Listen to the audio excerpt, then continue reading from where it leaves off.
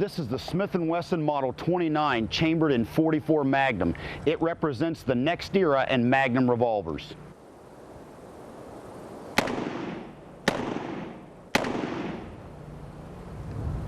Introduced in 1955, the Model 29 is a 6-shot double-action revolver. Primarily designed for hunting, it saw some use by law enforcement officers. However, with the launch of the Dirty Harry movie franchise starring Clint Eastwood in 1971, the Model 29 leapt into the realm of a cultural icon.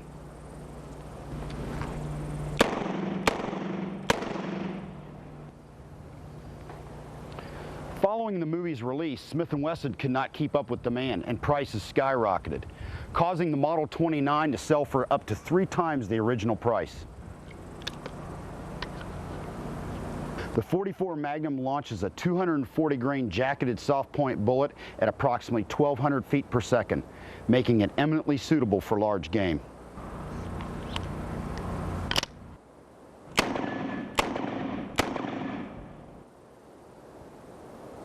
Because of the pressures generated by the new cartridge, the standard end frame had to be strengthened to handle it.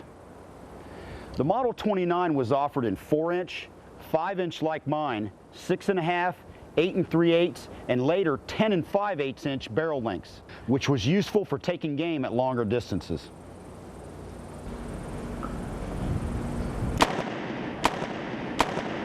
Despite its power and aura, the Model 29 was clearly not intended for standard police work. It's too big, too heavy, and it whacks you with way too much recoil. It's better suited for sporting purposes.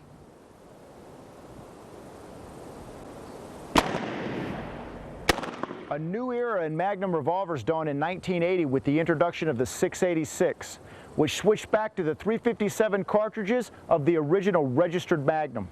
Although still used by hunters today, the 686 helped bring the Magnum revolver into the mainstream of law enforcement. This 686 has a 6-inch barrel. The model that was more commonly used by law enforcement had a 4-inch barrel.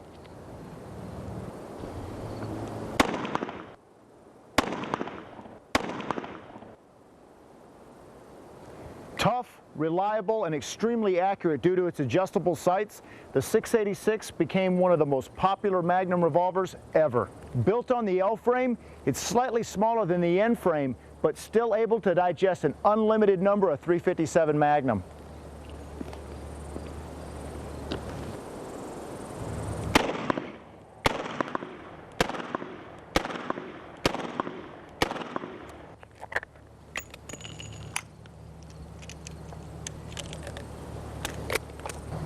Now, officers could train with the same ammo that they used on duty. The 686 is constructed of stainless steel, as opposed to carbon steel, commonly known as blued steel, like you saw earlier with the Model 29. The use of stainless steel in a service weapon has many benefits. It's resistant to rust and corrosion, easy to maintain, and some people think it's more durable.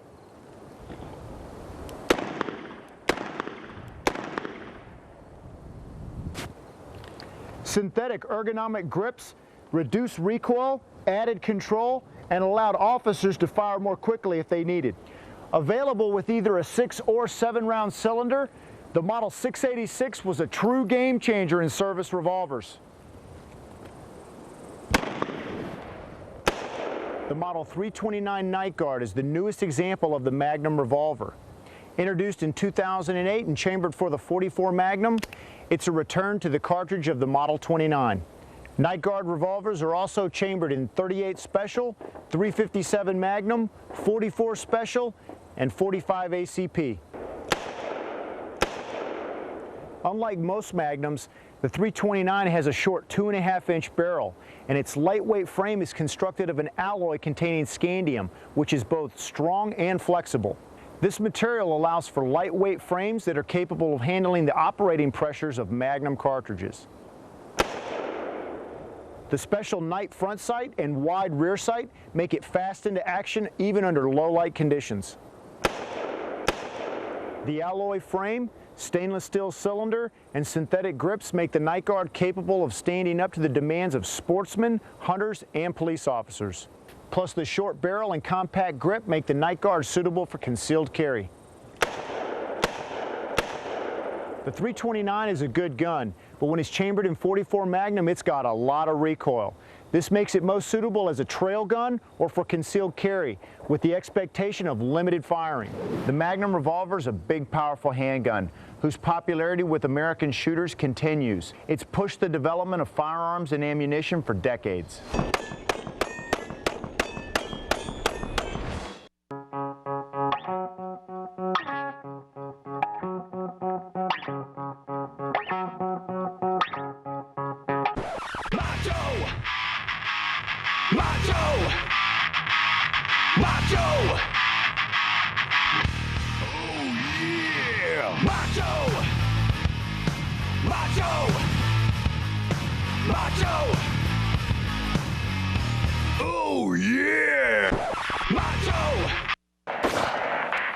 What makes black guns fun?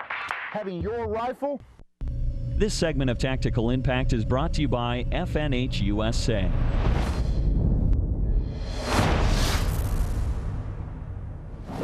In this episode, it was interesting to see how military building clearing operations and training have influenced law enforcement. Yeah, and the reason that SWAT finally came about was really just that the criminals got badder, meaner, and more well-armed. They finally realized they had to step it up a little bit. And even your average patrol cop rolling up to a building based on active shooter scenarios needs to have some room clearing training. One point we should point out again, though, is that not everybody's on the SWAT team. If you're Joe Citizen and you wake up in the middle of the night, somebody may be in your house, you don't have to save the world. Remember, if somebody's in your house, be slow, be deliberate, and just get it done.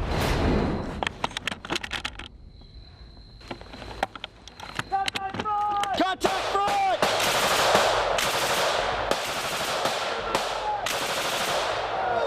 Move it!